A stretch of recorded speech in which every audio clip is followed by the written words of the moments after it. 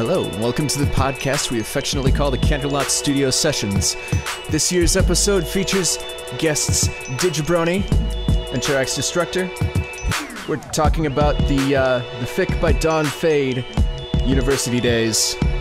And we're basically gonna do a thorough analysis right here on this show. So sit back and enjoy, and this will contain spoilers, so here we go. Hey, this is Canterlot Studios. It's me, FiveOFlutter, Adam the Walker, Penstroke, and our guests, Digibrony and Cherax Destructor. We're going to be talking about University Days. So let's get started. Woo! So, what should we talk about first? University Days, probably. Yeah, that would be a good bet.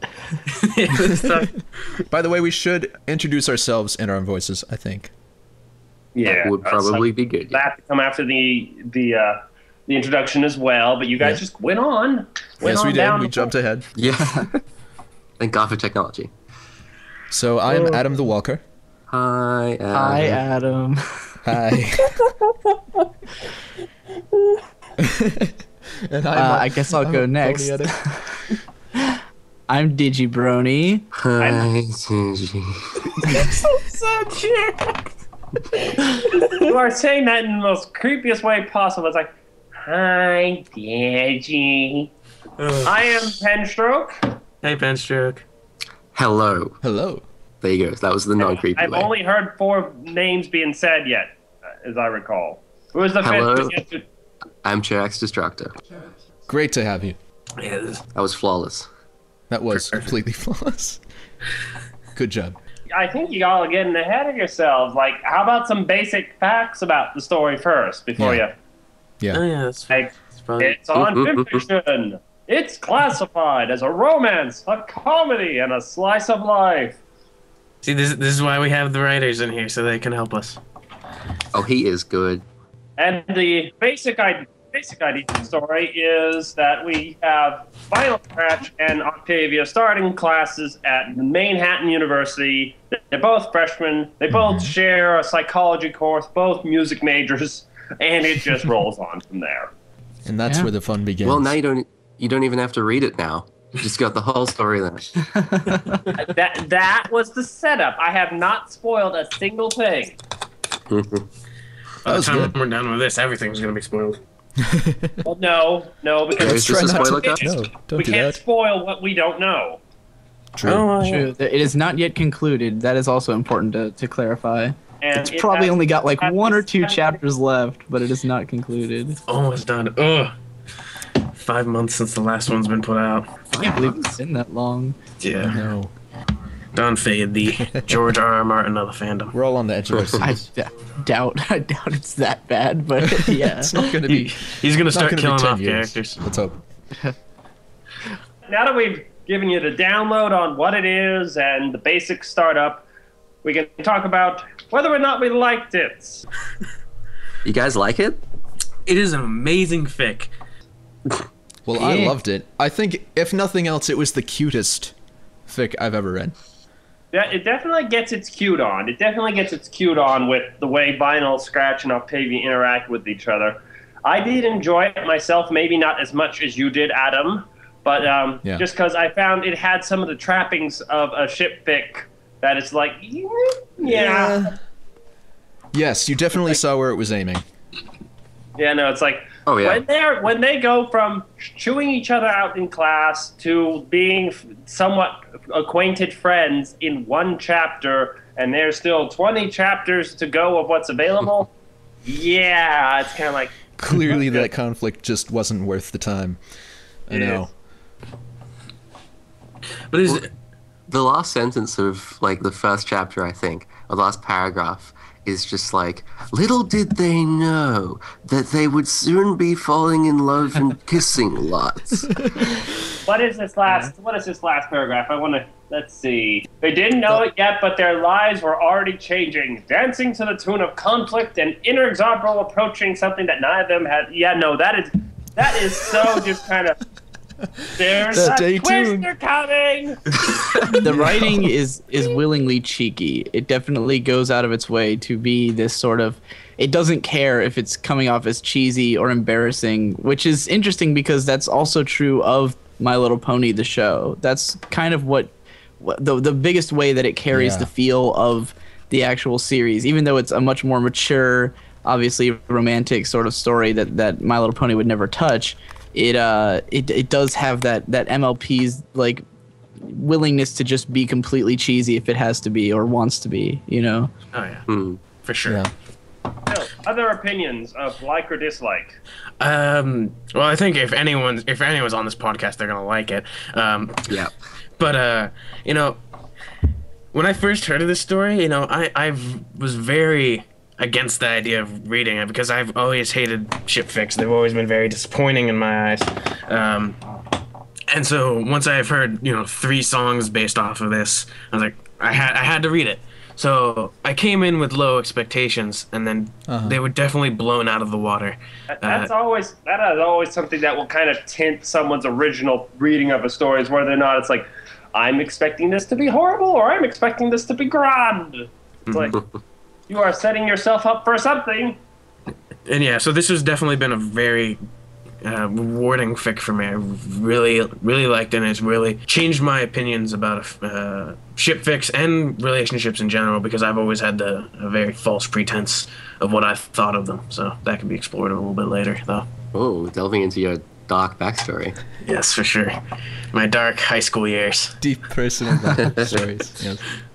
I don't think you need to say dark. As soon as you say high school years, I think it's just implied that it's dark. Yeah. Tell me about it. Cherax, what have you thought of this?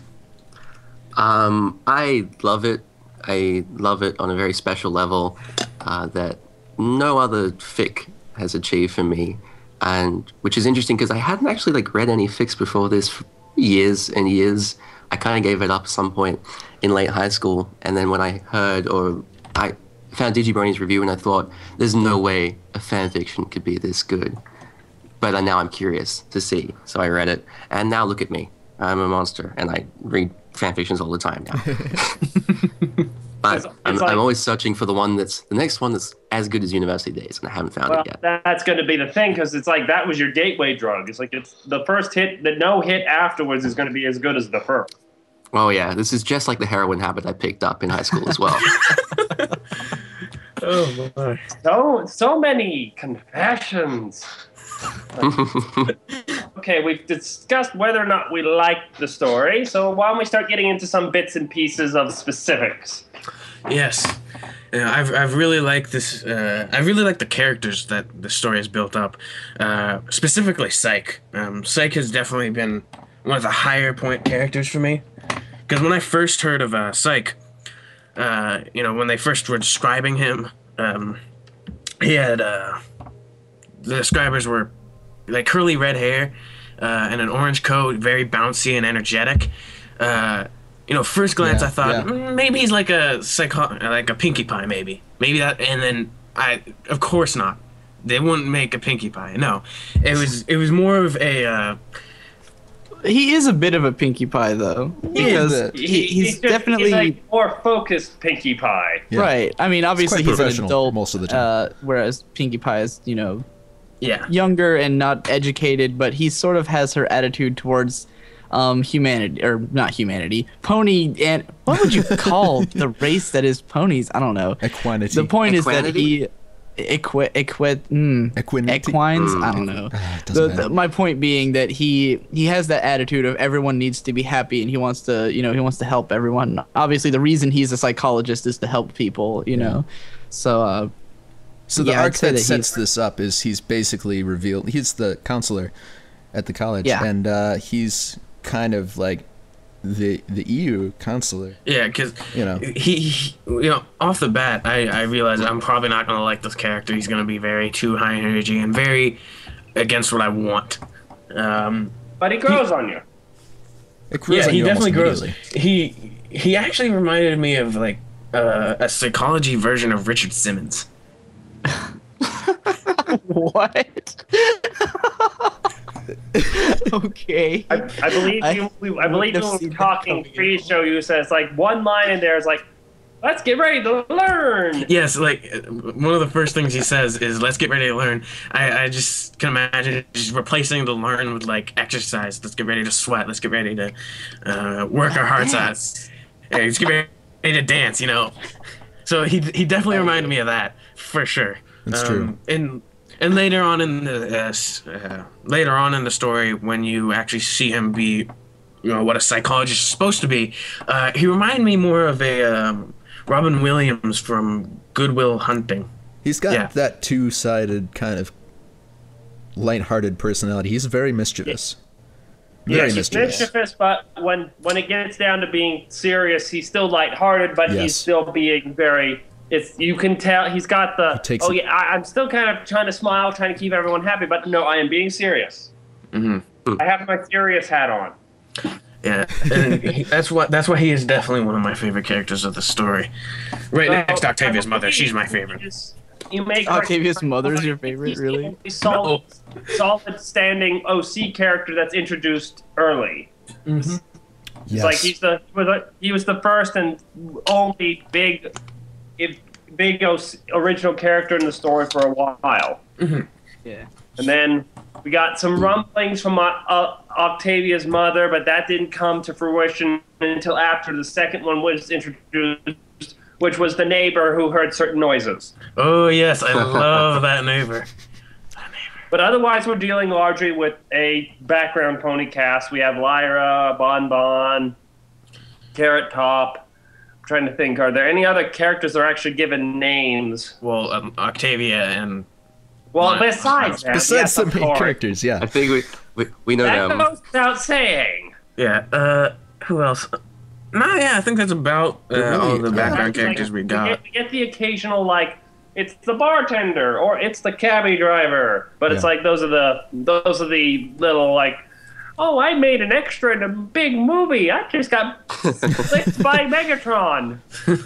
Yeah, the story. You sold my house and moved to Los Angeles. You can't forget the guy, the OC early on, who was hitting on Vinyl Scratch. Oh, yes. Right? He's the other one. I knew I was forgetting one of them. What was his name? Shady I have Oats. no idea. Shady Oats? Yep. Wow. Nice name. Shady Oats. In the tradition of very obviously bad pony names. Like, stay away from this guy. And to be honest, he seemed like a pretty nice guy. He had certain ideas. Yeah, and whatever. It's college. People want to get freaky, so I can imagine that's why he brought her out to go get drinks. Yeah. So his credibility as a good character really went downhill when he abandoned her. Oh yeah. Right. Well, I wouldn't say it hurts credibility as a good character. Maybe as a good pony, but that actually makes him more interesting as a character. Good. It's like he's not an angel anymore. He's Mr. Douchebag. Right. Yeah. Yeah. No, he's still a good character in that a well-developed one. Yeah. For sure. And God, what was I gonna say now? Oh yeah, that scene in particular. The drunken scene. Chapter 6, 8, something around there. Not quite in the double digits. It was a very nice little scene. I was actually waiting for that scene because I started reading this fan fiction after I heard the rescue from this one guy I can't remember his name of. Cherax. Cherax. Ouch. And so I was waiting for that, and so once I saw this little bar scene happening, I was like, "This is probably where it's gonna happen. This is Octavia. Nothing good is gonna happen to Vinyl right now, and Octavia is gonna be her quote unquote rescue." Yeah, the Vinyl's drunkenness was well written. It's kind of like, why was I calling you again? And that's one of the coolest things about University Days. Is it has a high level of verisimilitude, where you really feel like all of this is very realistic. I guess it all feels like college or university. They feel the ponies feel the age that they're supposed to be and they act the way that you expect them to act It's like in a real kind life of context. adultish, but still gonna do stupid things. Right. And they ponify it just like I said before. The main way that it's like the show is that it's cheeky and willing to be this sort of cheesy, and it's willing to be like, yeah, sometimes true love conquers all, you know. Yeah. But otherwise, it manages to be extremely down to earth in the way it portrays all the characters. So this brings up a loved subject that. we were talking in the pre-show of that. It's like the story it seems to be just a wee bit AU because cell phones, Everywhere. numbers. Well, I don't know how alternate universe that is, just because it's My like- Little Pony it's is not enough inconsistent to- about technology. It's not enough to warrant it, but it's just I think we could probably agree that even though Equestria's level of technology is kind of all over the place, Right. cell phones aren't in the vanilla Equestria. No, definitely. Maybe it's a Manhattan thing. Maybe they don't get service in Ponyville just because it's like a backwater Well, town. then I would argue Yeah, why we never see any in Canterlot. Yeah, Well, we're not in Canterlot very much, That's a are good. we? Well, that's true. there. Still. You'd think we'd have seen cell phones. Yeah, we would have. somewhere. It's like we would have seen. It's like you cannot walk a street in a major area without seeing someone on their cell phone more often than not. I mean, It's like we would have seen it on a background pony or something. It's like at the same time, the impression we get of Canterlot is kind of that like everyone just kind of magically knows what everyone's up to, because like whenever they're in Canterlot, it's like Don't you every know pony how who's the any pony grapevine is gonna works, be man? everywhere. the rumor grapevine is faster than any technology and is Oh, only that's- hastened by technology. Especially in Canterlot, their grapevine is ridiculous. That unicorn magic, yo. But yeah, I actually don't see the use for your cell phone, considering maybe unicorns, have their own form of communication. Maybe for, Perhaps. no, Pegasus they could just fly there like real quickly. Maybe, I don't know. We're getting sidetracked about technology. And wait, It's an ponies interesting topic, communicate. though. Like that doesn't really factor into the story, but it has some implications. Well, no, it does factor into the story because it becomes something of Vinyl and Octavia's main point of conversation before cell they phones, start yeah, hanging out. Before Yeah. they start hanging out more regularly, Yeah. is there was a buffer time of text, phone call. That and Octavia's whole run into the city was provoked by the phone call. Yeah. It is. That's true. I feel it's a valid topic. One I think covered fine enough, but it's like it's a valid topic because some of the events in the story would not be able to occur without it. Definitely. So cell phones are very much a reality in this story. Oh yeah. Just Though they never explain how they're poking buttons. Yeah, with that those is. gigantic hooves. Yeah, they make reference, like Vinyl's one is smaller because she can poke buttons with magic, but True. that means Octavia's would be like the size of a decent computer monitor or something, probably. Where does it go? It depends how accurate ponies can poke with the very tip of their hoof. True. That is true. True.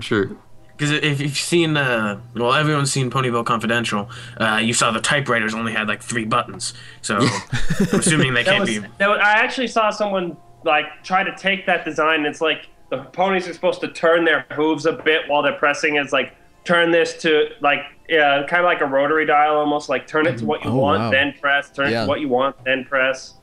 That would be a challenge. Yeah, sounds hellish. Well, how hellish is it trying to learn touch typing? True. So it's very odd to us to have fingers, but it's like looking at our keyboard. It's like, oh my god, I don't know how to do this with For those who have seen Equestria Girls, we got a moment of that exactly, where Twilight is pounding on a keyboard with her fists. Actually, yeah. That was great. But she picked it up rather quickly. I don't think she ever actually used the computer. I think people used the computer for her. Oh. I don't remember that. I don't remember Equestrian Girls too well. Delegating like a boss. Have you blocked that out? I did not actually see that. I tried to block out as much as I could. You should see it. It's a pretty great movie. You should check it out. It's like I forget who said they came into the story with low expectations. Like I came into the movie with low expectations, and I was a little surprised. It's like, oh my god, this is actually kind of bearable. Yeah. It's like I still see things that I would disagree with, and it's like I am confused at points, but it's like it could have been a lot worse. It could have been a lot worse, but We probably shouldn't get into Equestria Now Girls we're too much. properly getting You off guys topic. want to do a That's podcast true. Now about we're it? getting properly off topic. So let's. Night and day, Equestria Girls in this. So we've discussed the characters in this lovely thing called University Days. How about we discuss kind of the general progression of the plot? Yes. I think it progressed pretty well. I don't, as we mentioned in the pre-show. What we discussed in the pre-show is that we kind of it's hard to get a sense of the time passage. Yeah, they didn't really mention much of what season it was and what how many months passed since from Up chapter to until chapter. like the more recent chapters where it's winter for like Yeah, quite no, a it's few. like in the most recent chapters, it's like part of the issue of going with a story where you don't like specifically call out 2 months later is that people have a tendency to think it's the next day or it's a few days later, just because it's it's what happened next. I think it did a decent enough job making it seem like time was certainly passing, because they'd have statements like, oh, they've been doing this, oh, we've been through this a few times now, or had become normal for them. It's very so you get the subtle. sense that there's yeah, but definitely it's time hard passing. to pin something. It's hard to pin down any of the events to a specific. Right. Right, It it's not could on a be timeline. more specific, but Yeah, no, it's like I think he's probably going purposefully non-specific so that you have a sort of just, it's not about, oh, it's been 2 weeks and then you bring your ideas about like what they'd be like after 2 weeks. It's more like we just see how far they've progressed. It doesn't really matter how much time has passed, though it would be nice Interesting. for narrative yeah, no, it's coherence. just like it's like talking about the stories, like having this at least a sense of the same timeline. It's like I bet if each of us tried to draw up a timeline where we were asked to give even just a specific week something happened, we would end up with 5 very different timelines. That's true. And so And it's a good that's a marker point at that the I start. kind of was. That's an argument I took when we were talking about it. Was that maybe it doesn't matter as much. Yeah, but it's just like sometimes that's something that can bug some readers. It's Yeah. like, I want to know when it happened. Yeah, it can be a little upsetting when you hold on. Can be very upsetting when you have to hold on. That's true. Sorry, it can be very upsetting when you're reading and you suddenly realize that, like, let's say you're reading a chapter and you're thinking it's the next day, and then some things are said and you go, oh, okay, this is supposed to be like 2 weeks later, and then you sit there and go, now I have to like rethink what I just read, you know, it's kind of like like from that suddenly- new context. Yeah. It changes the way it's you like observe it. suddenly finding the little box you were going to put in your closet is the size of a garbage can. It's like, that's not going to fit in there the way I originally planned. I got to think about it just a second. Back to the drawing board. Yeah, so I can see that being, because it grounds it to have timeline. It grounds it to put it in perspective on when things happen. That's true. You don't have to put too fine a point on it, but I agree that was, at least, if nothing else, inconsistent, because the first couple chapters, it tends to be fairly slow, although it's not specifically alluded to. Yeah, and then, it'd be nice if it was at least painted in broad strokes of, yeah. like, and it's like I definitely got the feelings like the first few chapters were pretty slow, and Then, then the most recent chapters where it's kind of all kind of coming to the climax around winter and the finals time and all that stuff. It's like it's slowing down again, but it's like that means that there's like the last fourth of the chapters are for a couple of weeks. The first fourth of the chapters are for a couple of weeks. And out of, let's, for example, say a 15-week semester, that means there's about 10 to 12 weeks being covered by the chapters in the middle, which means that there's a 2-to-1 ratio of the time of the time in the timeline per chapter. And it just rushes through that. Well, it isn't. I wouldn't say it's rushing. It's like you lose sense of the fact that more time is passing. Right. Yeah. Because they weren't that eventful of months, you know, and during those months, a lot of the chapters are just sort of random fun adventures of the girls being adorable together. That's one thing I'd like to bring up while we're discussing plot is that the fact that it's just I'm really wishing the kind of the drama with the mother or something else, or maybe Lyra's evil revenge plan had come up a bit earlier and had been looked out for, because that would have given the story a bit more of an actual conflicted plot instead of these are the days of our very happy lives. Well, there is a bit of it is definitely there is definitely conflict. I've noticed that the conflict is between them. It's a self-conflict. They've noticed, am I going too fast? Am I rushing this relationship? Am I doing something wrong? And I noticed that in the earlier chapters, and then after chapter 15, everything seemed to flow smoothly. There was some. It was there, but it was all kind of in Octavia's head, and both of them actually. They were both kind of going back and forth, which is probably the biggest conflict in the story outside of the external. Yeah. I mean, there are definitely parts where there's no real conflict happening. There's parts in there where but that's kind of important because it shows us because if it felt like they were always in conflict with one another, you'd be like, this relationship sucks, Exactly. It shows us what it's like when it goes perfectly as well, and so we're like, wow, and it's always just some really, it's kind of sappy in a way, in a good way, where it's just like this really saccharine relationship where you go, wow, that's awesome. I wish I had that, and then that lets you really appreciate what they're fighting for, Yeah. I guess what I was hoping for is that that there is some of the internal conflicts initially, but it never really, it's like, any conflict introduced that is on the personal relationship level in a chapter tended to be solved in the same chapter. Right. That's true. They definitely get through their issues really quickly, and I get the sense that it's kind of the story's way of saying they're just that good together. Again, it's kind of cheesy where you're just like, wow, really? But then you're like, well, I guess that's the depth of their love, that's kind of what the story's getting at, It's almost like the story is defending itself by saying, well, they're just that good, and you have to go, I guess you have to decide your own feelings about it, but it's like I would have felt like if there was a bit more kind of drama around the fact that they were keeping their friendship secret, something that might have been a bit more interesting, or at least a different way to look at it is Bon kind of saw those two together being friends, even though in class they were still kind of glaring each other down like that with deadly daggers of doom.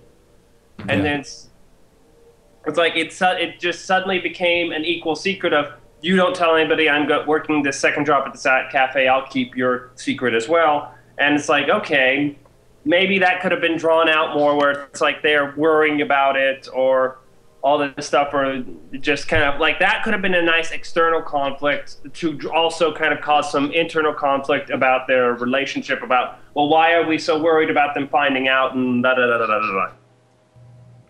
It's something I would consider it's a trapping of the fact that it's a shipping fic first. That is true. And it's like, and this is part of the reason why some folks dislike shipping fics, is like, this is going to happen.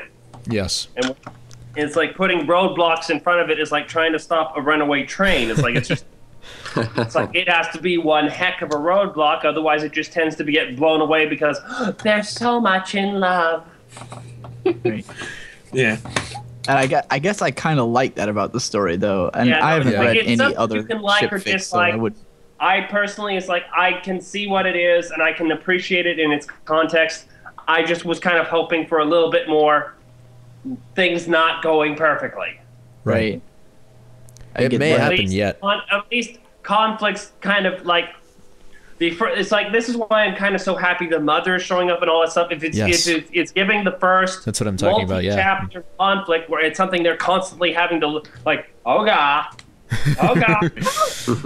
Even still though, I kind of get the sense that they're going to steamroll this conflict. Like it's going to be resolved Everybody wants that to happen in one or two chapters. You know, it's not going to be like it's not going to be like they meet her resolution in a couple chapters if there are consequences to it. If things go back to normal and all that, but it's like if suddenly Octavia is now out money and she can't go to school, and now it's like one conflict leads to another. We got to get you a scholarship. I didn't think about that actually, because I've anticipated what's going to happen, and I've worried about Octavia's mother being end up being like an 80s type of villain, is just evil to be evil, and I was worried that's how it's going to end out. I want to see a little bit more of Octavia's mother to be more human, or not human-like, but have emotions. It's always so complex when you're trying to use the word, like trying to explain that the pony has a human personality, but is not a human. Yeah, but you get what I mean. I want to see them have more emotion. Yeah, her. Right now we've seen that she's being very control freaky, but you don't be control freaky without a reason. Like the mother is trying to live vicariously through her daughter and kind of do the whole "you will be a great musician," for that is what I always wanted. See, but I want her to be a little bit more relatable as well. Maybe she's so controlling because she wants a good life for her daughter. She doesn't want to be cast aside because of, cast aside because she's a lesbian, or cast aside because she didn't do good in college or something. She wants something this I want to bring be up perfect too. for her. Kind of like, I'm being evil for your own good. Yeah, I'd like to see that over her just being evil. But you bringing up the point of her losing the money to actually going, that's definitely brings up more of a conflict than I would have actually expected. Well, it's like, that's the thing that happens if you get a fallout with your parents, is sometimes your parents cut you off. And it's like, from what it seems that the story has been implying, is that Vinyl Scratch is there because of a scholarship program. It's like, she impressed someone somewhere, and so she's getting thing. But then at the same time, the author may be pulling this is Equestria, where schools teach you. We will be the education free. You just have to be in. I hope not. It seems like so far there's a consistency, kind of, where it's fairly, at least like realistic, comparable to our reality, I feel like the scholarship idea would not really present much of a conflict, because it would not be difficult for Octavia to get a scholarship. The issue is that most scholarships are awarded well before the semester they're to be applied to. And so this semester's about to end, though, if she loses her financing for the spring semester, and it's like it's the middle of December. It's like there's going to be no real scholarships still available to be able to pay for that semester. Later semesters, yes, that's going to be taken care of. But the coming semester is like, oh my, we have to find a solution. Maybe she'll get a job at Bonbon's place. Or maybe she'll start doing gigs with Vinyl Scratch. There's lots of ways for it to resolve itself, but it's something to be resolved. Basically, they spend the whole semester making out while they wait for the next one to roll around so she can get a scholarship. Ta-da. The thing is, they're staying in a hotel room being paid by her tuition and her mother. Or, not a hotel room, whatever. A dorm. Student housing, but yeah. But it's like, that's currently on half of Octavia's thing, and I don't think Vinyl Scratch's scholarship would pay for the whole thing. So, what if she... Oh, God. What if she couldn't live there anymore? What if they're not roommates anymore? What if they have to have a long-distance relationship and Octavia's under the watchful eye? There's your sequel hook. Yeah. Don't think like that. I know. It's heartbreaking. It's gonna make me cry. I know. Oh, I'm sorry. Good.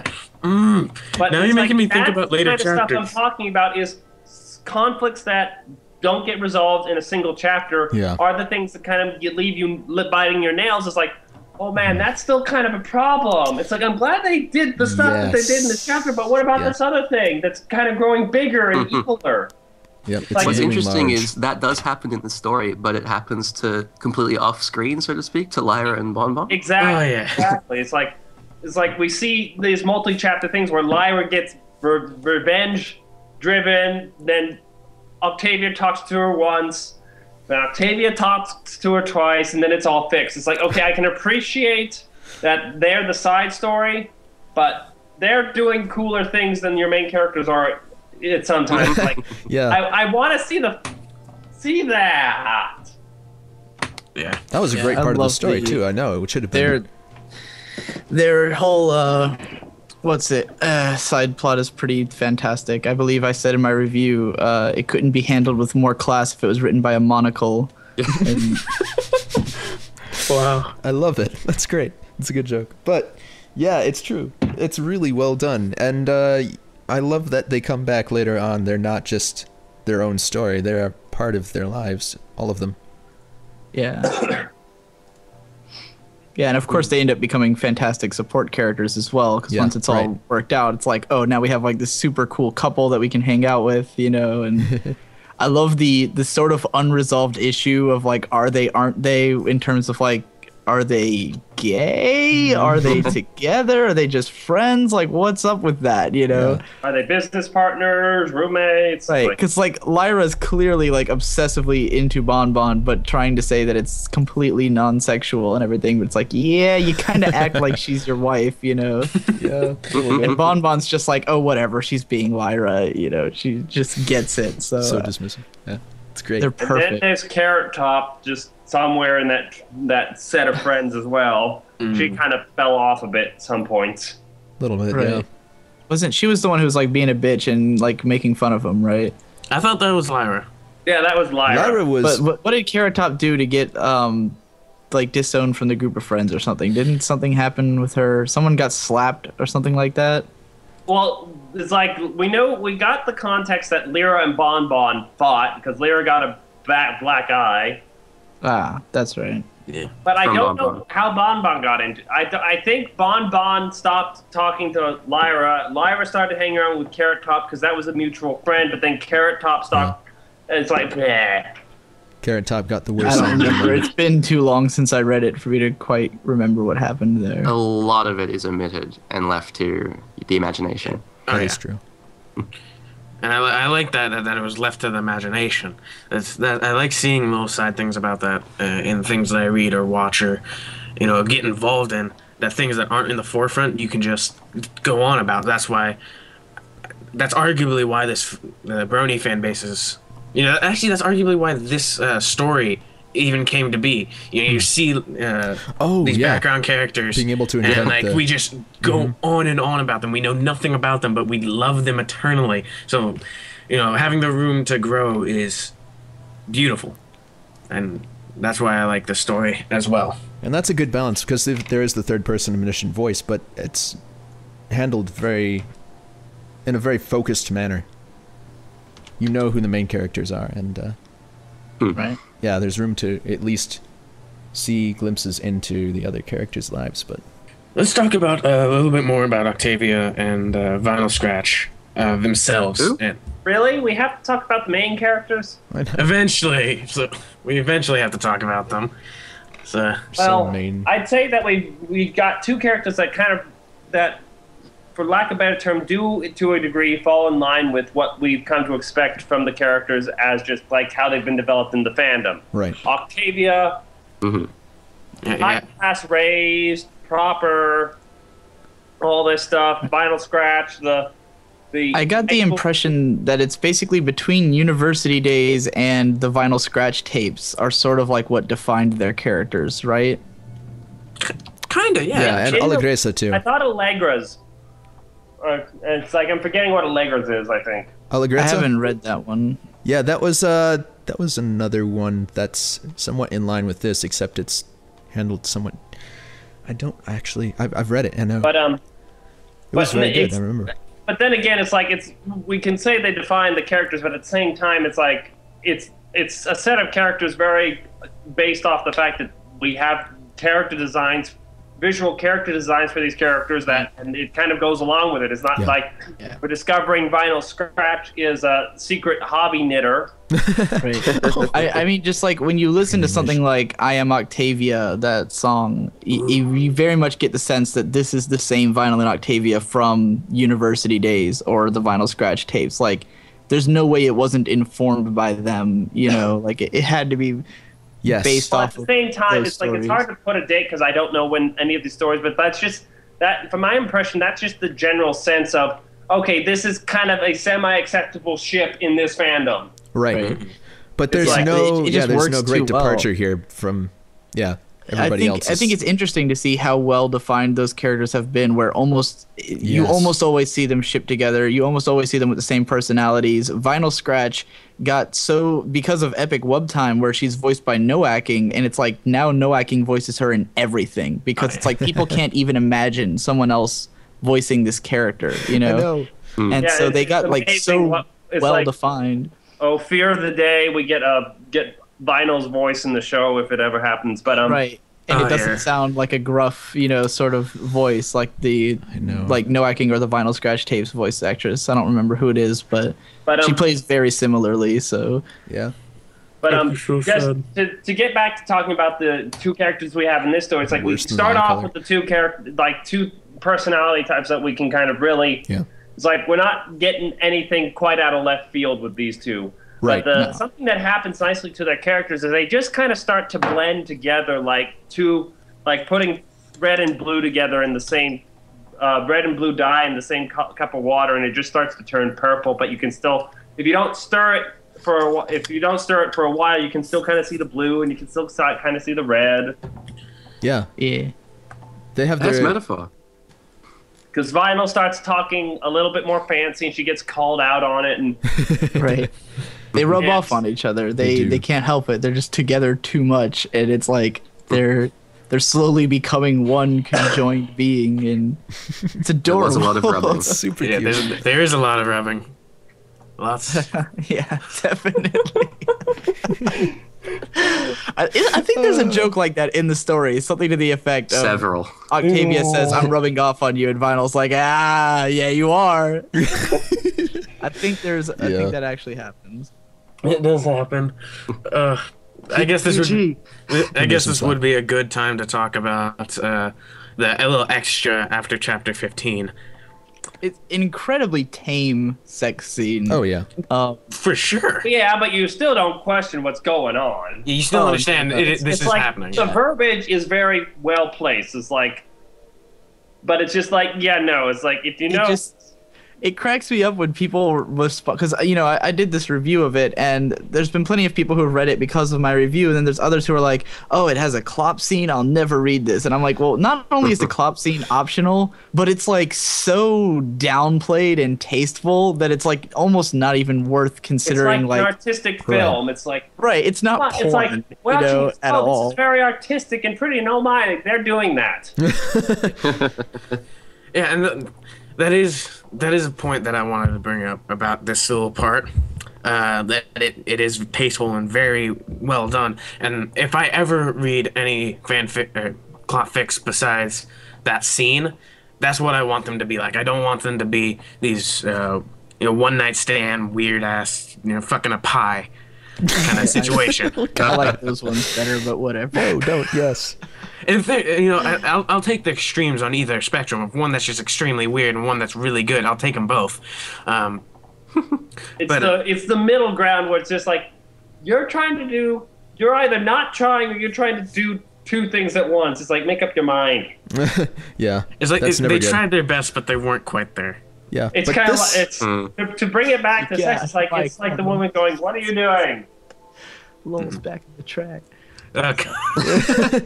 No, but yes, it's true. It fits the story. What sets it apart completely is it fits the story. It's not remarkable, but it is honest, and it does actually help you come to grips with the fact that they're reaching that point, and that is a big deal for each of them too. Definitely is. Sorry, I'm talking over you. Shutting up. Oh, that's okay. No worries. But yeah, it's huge. Like it's an emotionally significant moment for them. Oh yeah, and I felt a lot more for Octavia. When she said this is her first situation in that kind of sense. It made me feel for Octavia a little bit more. And like, oh, this is very intimate. This is a very intimate situation. My favorite thing about that chapter is actually when it's revealed that basically when Octavia had walked into the shower and Vinyl Scratch was in there before. That Vinyl had been masturbating. Oh my god, yeah, that was... And they had never specified it in the story, but I'd kind of thought that when it first happened, but I was like, well, they're not saying it. And then, of course, in that chapter, it confirms it. It's like, I see what you did there. That's hilarious. I didn't really think of that when she walked in on the shower. I was like, no, oh, like, it's just like, when they were talking about the shower scene earlier, it's like I just thought it's like they were talking about normally clothes off and all that stuff. It's just like, well, they Right. That's why I knew. showering. It never crossed my mind that there was hanky of personal nature. I knew it had to be because there's no reason that she'd be embarrassed about walking into the shower. It's like they're naked all the time. It's Octavia in the early chapters when she was a stiff. Still though, it's too over the top in a story that's trying this hard to be like down to earth. There's no way she would have reacted that way unless there was something else going on there. No, So I kind of immediately I guess I do get your point because it would have made sense if Octavia was just the one reacting. But now that I think back, Vinyl Scratch was also reacting in that way. Exactly. Yeah, I think she was reacting more, actually. Octavia was just like, do you want to talk about that? Yeah. And Vinyl's like, nope. Let's move on. Yeah. So. And though it should also be given credit to the fact that after that scene, they had the neighbor coming. It's like, I kind of heard you last night. yeah. So yeah, and if you didn't want to read that little extra bit, you still get the idea that shit went down. And apparently Octavia's noisy. Yeah. Yes. Headcanon. I'm Octavia. But yeah, and you know, in that little bit, That would be so annoying if someone did something like that while you were being intimate. It's like singing their name. It'd be awful. Oh God. Don't sing. Don't sing when you're. Yes, that's. But one more thing about the that little extra bit is I really like the descriptive words. Yes. How she described it made it very or how he described it and made it very real. The author. There was one describer in particular that I thought was really good. Oh yeah. It was Octavian love juices. I knew you were going to say that. No, because that is. It's kind of okay, yes. I thought we were Why? trying to just kind of be dancing around it, but nope, we just brought in the word. Yep. I can't stand those actually because whenever someone's trying to sort of be playful or have a sex scene where they're trying not to be like blatant about it and they use all these like cute little phrases and I'm like, this is not you know like come on, just call it what it is. Just, yeah, you know? please. And it reminds me of that one little like paragraph of 50 Shades of Grey that I heard. It was like Okay. it was so like the girl said, "I want you to put it in my sex." Like, what the hell does that mean? Yeah, it's Sex just is like not an orifice. authors trying to dance around the fact that sex, when you use the normal words, it sounds really ugly and kind of gross, which is what sex actually is in real life. So you try to make it sound cute and exciting, but it's not. So It doesn't. No, it's like I don't remember the quote from somewhere. It's like intimacy is a horrible thing. It's like running a marathon. It's all sweaty, and so it's like, and if God didn't make it so darn fun, we wouldn't do it. Right. That's true. Well, yeah. But yeah, I don't like the assertion that it's gross, but it can be. Like, if you don't get over it, you're gonna have a hard time. I don't mean to say that it's gross, but I'm just saying that you don't have to doll it up with these like cutesy phrases and shit. That sounds stupid when you're reading it, you know. Yeah. And I think that in Vinyl and Octavia they do a pretty good job, and I do think that any time that it's being cutesy, I think it's pretty self-aware about it. I think the author probably knew he was doing that and did it anyway, you know. Yeah. But right after that scene, with the room and the next door neighbor coming in, I thought it was a very good. That was a nice twist. It was no. I'm trying to. There was this one line that I thought was a very good. I'm blanking on the writing term for it. Metaphor, simile. Just rattling off every writing technique you do. No, it's where she said trying to understand magic when you're not a unicorn is like trying to teach a blind person colors. You can get the gist of it, but you can't, understand the subtle details. Right. And I thought that was so well done. I think that's part of what makes the story as beautiful as it is just the little moments that seem to. I mean, obviously it's a very cute story. It tends towards the realistic for a ponyfic, but it's a very cute story, and a little hokey for it, but it does have these takeaways that you're like, oh yeah. And yeah, so that scene in particular was really interesting to see. And there's a lot of things that made me feel like it isn't just supposed to be a cute story. It definitely made me feel more of a just like very intense little. It was very intense little scenes that were within the character. Like, what was it? The scene where Vinyl Scratch is using like the violin and the cello and other instrumental orchestral pieces in her little work in progress, and you could tell from the writing, she's getting very engulfed in trying to shoot out the memories of the ideas of being a lesbian. And she gets so engulfed in this she doesn't even realize Octavia's there. Let's address that. Yeah, no, that was definitely a good scene of a split kind of like same moment from different perspectives. And I kind of especially liked how Octavia's instinct and what brought her more quickly to the apartment door was, what is she doing with my instrument? That is true. But it was a very, very intense scene, and yes. I like. And what I really liked about the earlier chapters is seeing the different perspectives of coming to terms with your sexual orientation. Vinyl Scratch always had the idea that she was, super straight, loved all kinds of guys, and then she's coming to the terms that she's not quite like that, and she doesn't want to accept it. And she gets very worked up about it. Well, Octavia is getting worked up because of what her mother might think instead of what her community would think.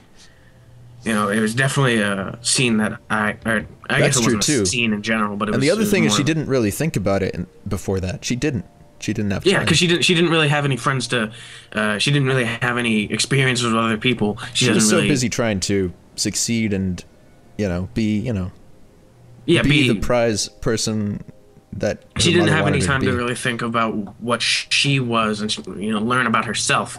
And so I guess in college this was her first real experience of learning herself, which I've heard is what college is a lot like. So everyone experiments. Everybody. Oh god. But yeah. Okay. Still, we've covered a lot of the bases for the generals of the story without spoiling a true lot, I think. Yeah. Mm-hmm. Spoiler alert, they get together.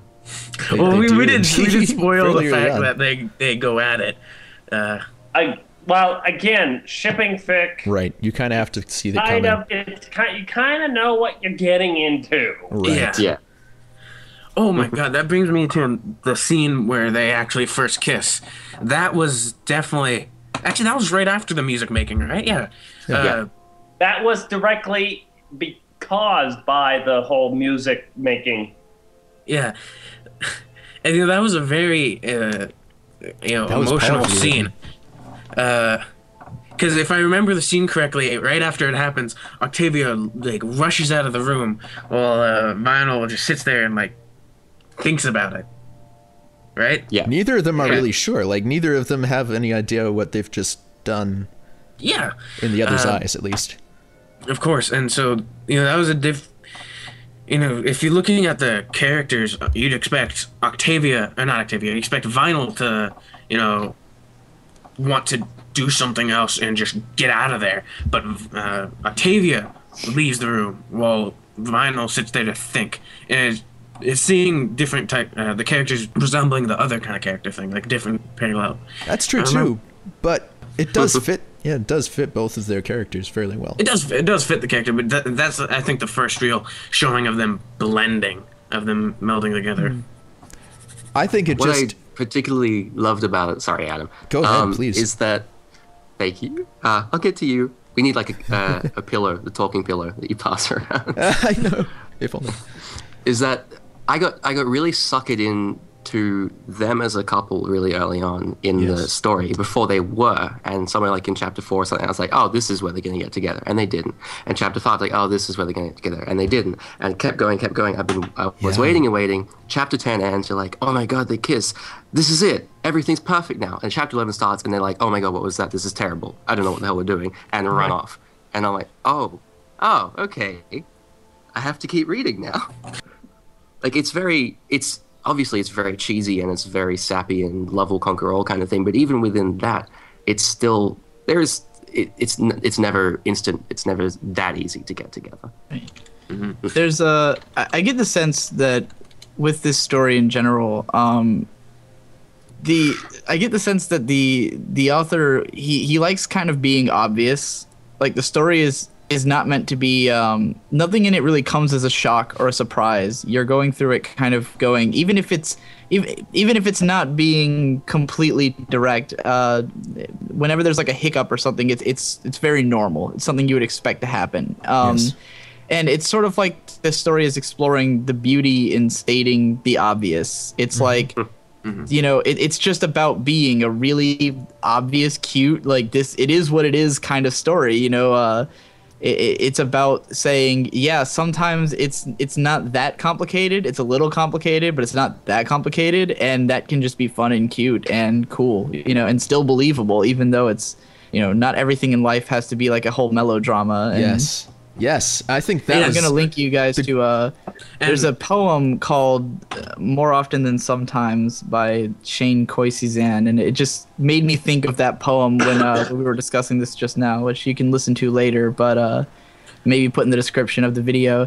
Yeah. It's just a poem about sort of about a relationship like this one, where it's just about like those moments when you're like touching someone and just thinking, you say something like, you're so soft, and they might say, well, duh, but you're not saying it for them. You're saying it for yourself, just like reaffirming to yourself, wow, this person is so soft. This is like a fantastic moment. And you're just stating the obvious to yourself because you're enjoying yourself. And I think this fic has a lot of that sort of feeling to it.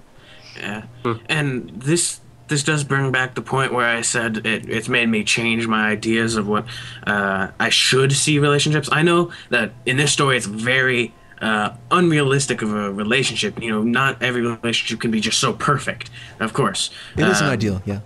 It is an ideal relationship, which I can't expect to ever see. But, you know, my ideals for what a relationship was is that it can't really happen. You have to get really lucky to get a really hard-standing relationship. But that's what this is. It's the two characters who did get that lucky. It's what if there was this absolutely perfect scenario, and you're just kind of reading it to vicariously enjoy, like, you know, it's like, oh, this is what I wish my life was. I wish I had this romance. You know, that's why I almost considered the story depressing when I first read it, just because it was like, you know. If you watch my review, I had to get drunk and write a review because it's like I was just kind of, this makes me feel too romantic and I can't handle it, you know. That's how I felt. I was literally just on my bed, curled up, and just making strange noises for most of the entire. That's exactly exactly what I did when I finished it. I laid on my bed and was drinking beer, and like I wrote out that review on paper and pen, just because like that's the more you know best. Romantic way to be writing something. Like. Yeah, I know. It affected me really strongly. I guess too, I had when that I in first the heard sense it. of And it was... I picked up a guitar. Yeah.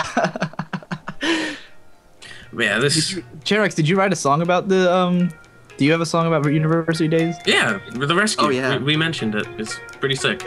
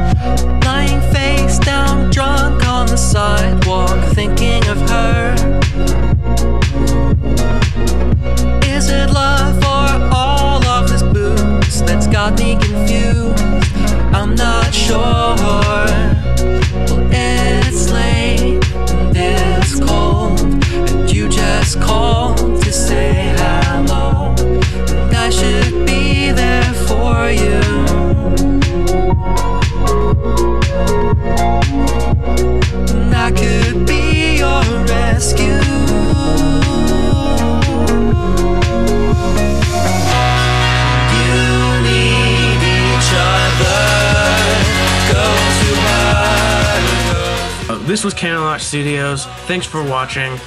Go check out Cherax's page. He does music. He did a reading of University Days, and he also does great music. Go check out Digi. You probably already have. He does analytical videos of all the My Little Pony series. He also does anime reviews, written, and other things. And of course, I did a review of Vinyl and Octavia University Days. He also did that. Which is one of my favorite videos by me, so I definitely recommend it. Yeah. Go watch it. So thanks for watching. I'll see you guys next time. It was a great pleasure having you guys on. Check the description for links. Yeah. Thanks for joining us, and that was Canterlot Studios. Bye! After all these years spent alone, I'm finally found. Feel my heart in straight time pound to the beat of a strange new sound. I'm so drunk on you, the way you move your sunset tunes. Nothing's how we